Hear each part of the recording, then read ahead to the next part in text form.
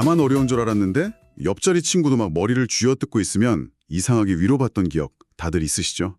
함께 망하는 것도 위로가 되는데 함께 버티면 더 큰 힘이 나고 함께 이기면 기쁨이 폭발하잖아요. 그런데 만약 당신 곁에 있는 존재가 그냥 친구나 동료가 아니라요. 당신을 결코 망하게 두지 않을 전능자라면 어떨까요? 그건 단순한 위로를 넘어서 세상을 다르게 보는 배짱과 기쁨을 줄 겁니다. 오늘 저희는 이화준 목사의 히브리서 13장 설교를 중심으로 나는 혼자가 아니다 라는 메시지를 한번 깊이 파고들어 보려고 합니다. 왜 우리에게 선한 삶이 숙제처럼 느껴지는지, 그리고 그 관점을 어떻게 바꿀 수 있을지 탐구해 보겠습니다. 자, 그럼 본론으로 들어가 보죠. 히브리서 13장 앞부분을 보면요. 이게 거의 뭐랄까 선한 그리스도인의 체크리스트 같은 느낌이잖아요. 1절부터 보면 형제를 계속 사랑하라, 손님 대접하기를 잊지 말라, 또 갇힌 자를 생각하라, 결혼을 귀하게 여겨라, 그리고 5절에서는 돈을 사랑하지 말라. 목록이 끝이 없어요. 솔직히 이걸 들으면 어떤 생각이 드세요? 머리로는 아멘 하는데 마음 한구석에서는 이걸 어떻게 다 해 하는 부담감이 밀려오지 않나요? 바로 그 지점이 오늘 탐구의 핵심입니다. 왜 이 좋은 명령들이 우리에겐 기쁨이 아니라 무거운 짐처럼 느껴질까? 이화준 목사의 설교는 그 근본적인 원인을 딱 하나로 짚어내거든요. 바로 우리가 스스로를 철저히 혼자라고 느끼기 때문이라는 거죠. 혼자라고 느끼기 때문이라. 그게 구체적으로 어떤 의미인가요? 제가 가진 게 부족해서가 아니고요. 네, 보통은 내가 가진 게 없어서 못 나눈다 이렇게 생각하죠. 그런데 설교는 관점을 완전히 비틉니다.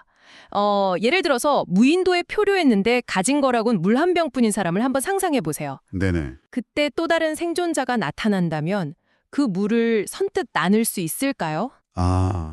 불가능하죠. 그건 제 생명줄이니까요. 그걸 주는 순간 나도 죽는다는 공포가 먼저 들 것 같아요. 정확합니다. 여기서 중요한 통찰은 이 나눔의 문제가 자원이 있냐 없냐의 문제가 아니라는 거예요. 바로 고립감의 깊이에 있다는 겁니다. 고립감의 깊이요? 네, 이걸 지키지 못하면 나 혼자 끝장이다. 아무도 날 도와주지 않아 라는 이 깊은 고립감이 우리를 생존 모드로 만드는 거죠. 그게 우리를 인색하게 만드는 근본 원인이라는 분석입니다. 그래서 형제를 사랑하기보다는 나 자신을 방어하게 되고요. 돈을 더 꽉 움켜쥐게 되는 겁니다. 와, 없어서 못하는 게 아니라 혼자라서 못하는 거다. 완전히 새로운 관점이네요. 그런데 성경은 이 어려운 숙제를 거뜬히 해낸 인물로 아브라함을 딱 예로 들고 있어요. 2절에 부지 중에 천사들을 대접했다는 구절이 나오잖아요. 이분은 어떻게 그게 가능했을까요? 아주 좋은 질문입니다. 보통 우리가 이 이야기를 아브라함이 극진하게 대접했더니 하나님이 복을 주셨다 이런 순서로 이해하잖아요. 네, 그렇죠. 그래서 우리도 복 받으려고 섬기려고 하고요. 그런데 이화준 목사의 설교는 그 순서가 완전히 틀렸다고 지적합니다. 순서가 틀렸다니요? 아브라함은 대접했기 때문에 복을 받은 게 아니라 이미 감당할 수 없는 복을 받았기 때문에 대접했다는 겁니다. 이 사건의 배경을 아는 게 정말 중요해요. 창세기 18장의 이 사건 바로 직전에 아브라함의 삶에는 13년이라는 아주 긴 침묵의 시간이 있었습니다. 13년의 침묵이요? 네.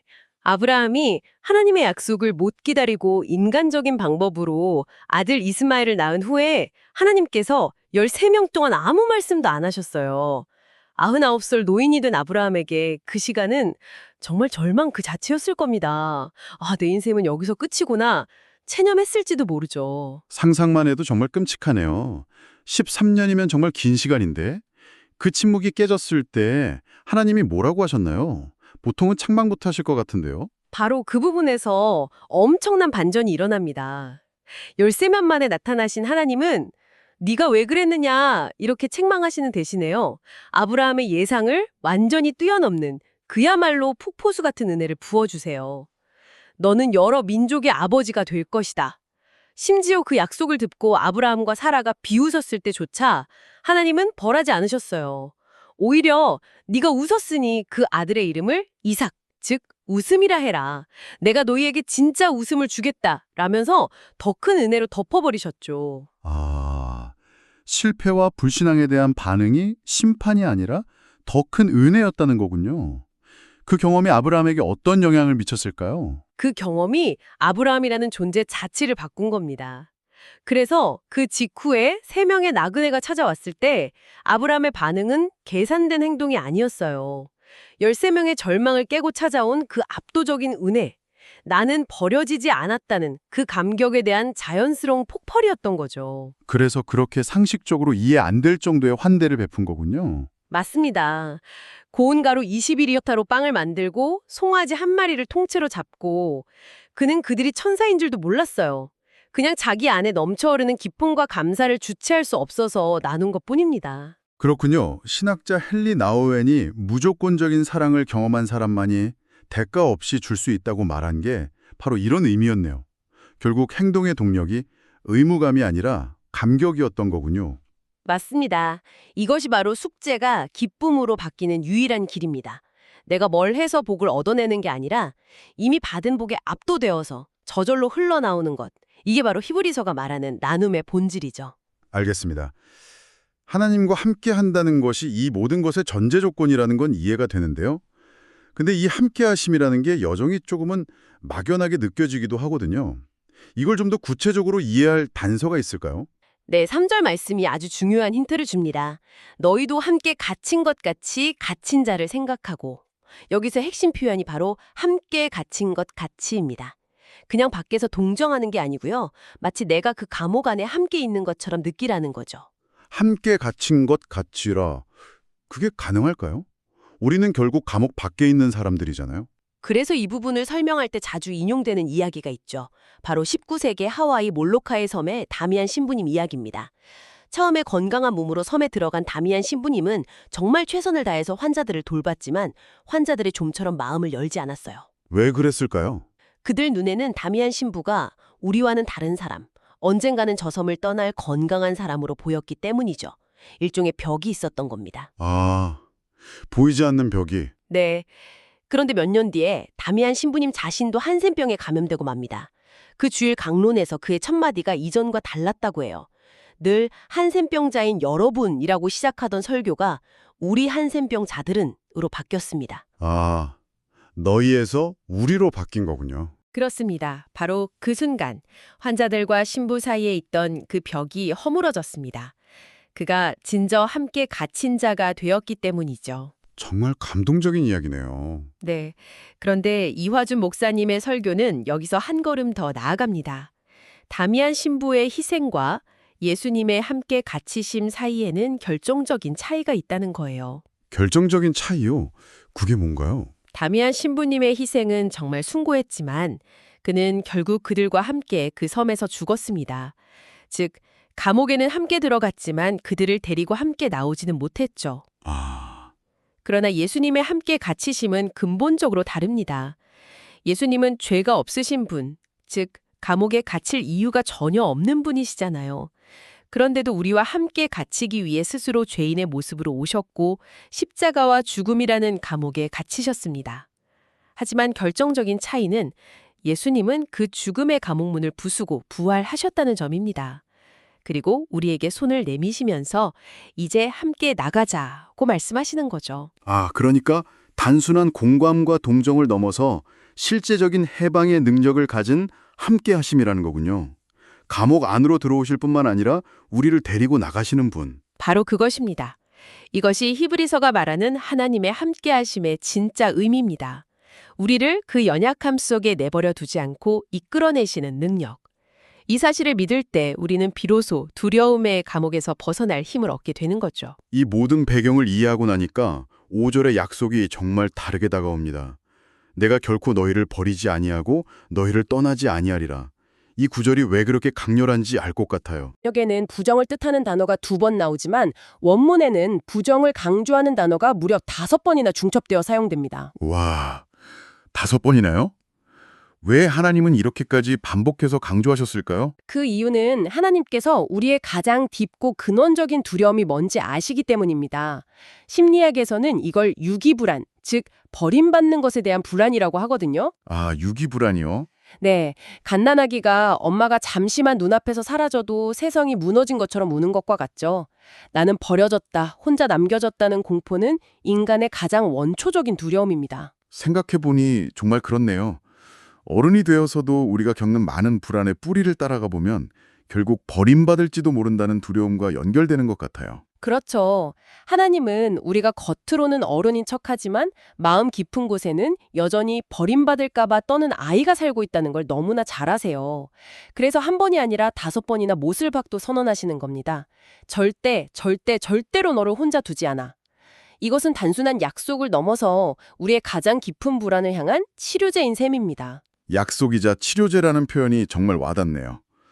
이 치유를 경험한 사람은 삶을 대하는 태도가 어떻게 달라질까요? 그 결과가 바로 6절에 나옵니다. 그러므로 우리가 담대히 말하되 주는 나를 돕는 이시니 내가 무서워하지 아니하겠노라. 여기서 돕는 이로 번역된 헬라어 보에토스라는 단어가 아주 흥미롭습니다. 보에투스요? 어떤 특별한 의미가 있나요? 네. 이 단어는 그냥 뒤에서 지원해주는 조력자 이런 의미를 넘어섭니다. 원래 이 단어의 어원은 전쟁터에서 동료의 비명을 듣고 달려가는 병사를 의미해요. 즉 전우라는 뜻이 아주 강하게 담겨 있죠. 전우요? 네. 하나님은 안전한 관중석에서 우리를 응원하시는 분이 아니라 삶이라는 치열한 참호 속에서 우리 바로 옆에서 함께 총을 들고 싸우시는 분이라는 의미입니다. 와, 하나님이 나의 전우시다. 그 사실을 정말 믿게 된다면 두려워할 게 없겠네요. 사람이 내게 어찌하리요라는 담대함이 어디서 나오는지 이제야 이해가 됩니다. 자, 그럼 이 모든 논의를 가지고 우리가 처음 시작했던 그 숙제 목록으로 다시 돌아가 보죠. 형제를 사랑하고 손님을 대접하고 돈을 사랑하지 않는 것. 이 명령들이 이제는 어떻게 느껴지시나요? 나는 혼자가 아니다. 그리고 전능하신 하나님이 내 옆에서 함께 싸우는 전우시다라는 확신이 우리 안에 자리 잡기 시작하면 이 모든 명령의 성격이 바뀝니다. 더 이상 지켜야 할 율법 조항이나 부담스러운 숙제가 아니라 내 안에서 흘러넘치는 감사와 기쁨의 자연스러운 표현이 되는 것이죠. 억지로 하는 게 아니라 저절로 하게 되는 상태가 된다는 말씀이시군요. 그렇죠. 이 변화를 아주 잘 보여주는 비유가 하나 있어요. 피천대 시인의 수필에 나오는 꽃씨도둑 이야기인데요. 어느 날 밤 도둑이 물건을 훔치려고 한 집에 몰래 들어갔습니다. 그런데 막상 들어가 보니까 집안에는 훔쳐갈 만한 귀중품은 하나도 없고 마당에는 아름다운 꽃이, 방에는 책들만 가득했던 거죠. 도둑 입장에서는 완전히 허탕을 친 거네요. 네, 처음에는 허탈했죠.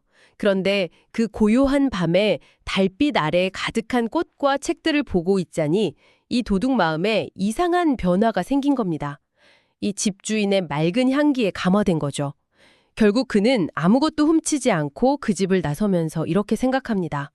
가을에 다시 와서 꽃이나 좀 얻어가야겠다. 와, 들어갈 때는 도둑이었는데 나갈 때는 시인이 되어서 나왔네요. 바로 그겁니다.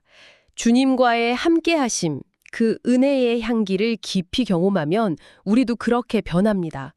형제를 사랑해야 한다는 의무감이 아니라 그 사랑을 베풀고 싶은 기쁨이 생겨나고요. 손님을 대접하는 게 귀찮은 일이 아니라 내게 부어주신 하나님의 환대를 나눌 수 있는 특권으로 느껴지게 되는 거죠. 그리고 그 사랑을 실천할 때마다 우리는 다시 한번 확인하게 됩니다. 아, 정말 주님이 나와 함께 계시는구나. 이렇게 선순환이 일어나는 겁니다. 불확실한 2026년을 살아가면서 우리는 종종 어둡고 막막한 골목길에 혼자 서 있는 것처럼 느낄 때가 많습니다. 경제 상황, 건강 문제, 관계의 어려움 속에서 나 혼자 이걸 어떻게 감당해야 하나 하는 두려움에 휩싸이곤 하죠. 하지만 오늘 우리가 나눈 말씀은 분명히 선언합니다. 너는 혼자가 아니다. 오늘부터 당신의 삶이 더 이상 버거운 숙제를 해치우는 인생이 아니라 형제를 사랑하고 손님을 대접하고 돈에 대한 염려를 내려놓는 그 모든 순간마다 나는 혼자가 아니구나. 나의 전우 되신 주님이 지금 나와 함께 싸우고 계시는구나. 라는 감격과 기쁨을 누리는 여정이 되기를 바랍니다. 당신의 삶에서 가장 숙제처럼 느껴지는 것은 무엇인가요? 그것이 관계의 문제든 재정의 문제든 혹은 어떤 의무감이든 말이죠. 만약 그것을 나의 능력을 증명해야 할 과제가 아니라 전능하신 분이 나와 함께 싸워주심을 경험할 최고의 기회로 바라본다면 오늘 당신의 태도와 행동에 어떤 작은 변화가 일어날 수 있을까요? 하나님 나라를 누리는 행복한 삶이 되시기를 바랍니다.